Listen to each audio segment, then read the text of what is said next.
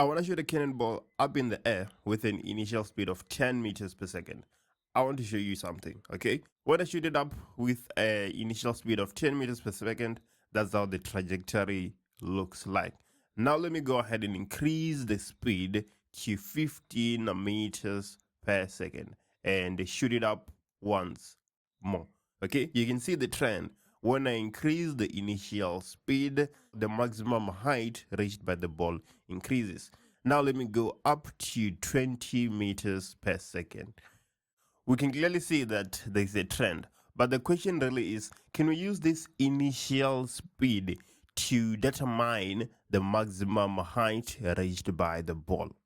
That's one of the things we address under vertical projectile motion. Let's go ahead and take a look. We're interested on the vertical motion of a projectile. Well, we know what vertical implies, we know what motion is. Let's go ahead and define a projectile. What are we even talking about when we say a projectile?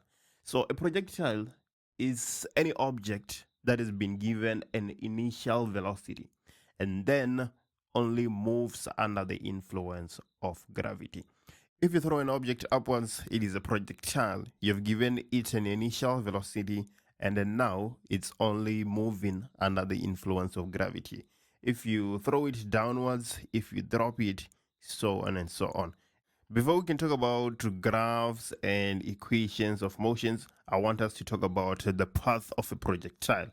We've already defined what a projectile is. Let's go ahead and explain what vertical projectile motion is all about. What is really going on? Okay, that's what you are interested in. So we have defined projectile. There's one last term that we need to go through: free fall. Free fall is the motion of an object where the only force acting is gravity. So projectile is an object, right? That's how the definition starts for projectile. And then for free fall, it is the motion. That is the difference between the two. So projectile, it is an object that has been given an initial velocity and now moves under the influence of gravitational force only. While free fall is the motion of an object of which the only force acting is gravity. So that is the difference between projectile and free fall, okay?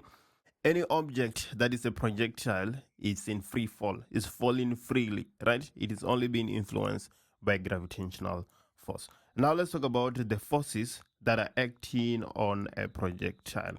Like we've said, in the absence of friction, the gravitational force of the earth is the only force acting on a free falling body. If you throw a ball upwards, why does it come down? It comes down because it's being pulled downwards by the earth, right? It is accelerating towards the earth.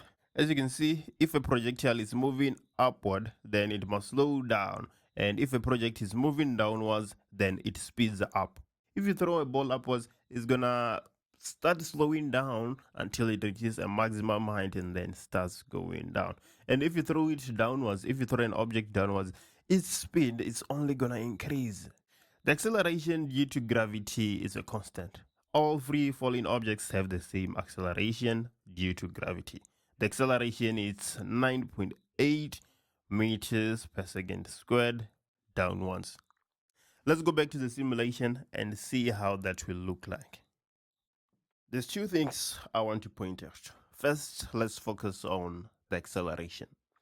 The acceleration is always 9.8 meters per second squared downwards at any part of the motion, at the maximum height, at the start of the motion, and as the ball strikes the ground.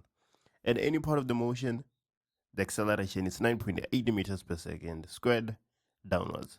Let me show you how that will look like. I'm going to shoot the ball up with an initial speed of 15 meters per second. If I go ahead and do that, the trajectory will look something like the following, okay? I'm going to include something. Now I'm going to include the vector that shows you the acceleration. Let me just go ahead and do that. Let me shoot it up once more. As you can clearly see, as the ball goes up and down, there is a vector of which the length is not changing, right? That shows you that the acceleration is constant and it is pointing downwards. That is the acceleration due to gravity, 9.8 meters per second squared. Let's do it again, but this time move a bit more slowly, okay? As you can clearly see, we have the acceleration here. This vector shows you the acceleration. It's pointing downwards from the get-go at maximum height, and as we strike the ground. During the entire motion, the acceleration is the same and it is pointing downwards. It is always pointing downwards, okay? You will need to recall that, whether in a long question or in a multiple choice question, but that is essential to remember. A lot of people, they think that the acceleration at the maximum height is 0, but that is not the case. The acceleration is always 9.8 meters per second squared downwards, okay? So let's go. As you can clearly see, the length is not changing, right? And even at the maximum height, we still have an acceleration of 9.8 meters per second squared downwards, okay? Let's carry on. The acceleration is still the same. It's still pointing downwards. That's what I want you to know. You will need to recall that. So, right, we've covered the acceleration. We've showed clearly that the acceleration is always 9.8 meters per second squared downwards. Now let's move from the acceleration and talk about the velocity at maximum height. So, at maximum height, the velocity is 0. You will need to recall that. There's no way around it. At maximum height, the velocity is 0. But again, let me show you, okay? So now what I'm going to do, I'm going to show you a vector that shows the velocity instead of the acceleration and shoot the ball in the air once more. Let me go ahead and do that. As you can clearly see, we have the velocity vector. It is pointing upwards. Let's carry on. And as our object is going upwards, the length of the vector is getting shorter and shorter. That is because the velocity is decreasing, right? As our object gets pulled down by gravity. Let's see. Up until the maximum height where the velocity is 0, you can see here that the arrow becomes non-existent essentially, right? For a split of a second, the velocity is 0 at the maximum height. And then as the object goes down, the velocity will start increasing once more, like we have talked about on the theory, okay? So yes, that is how it looks like.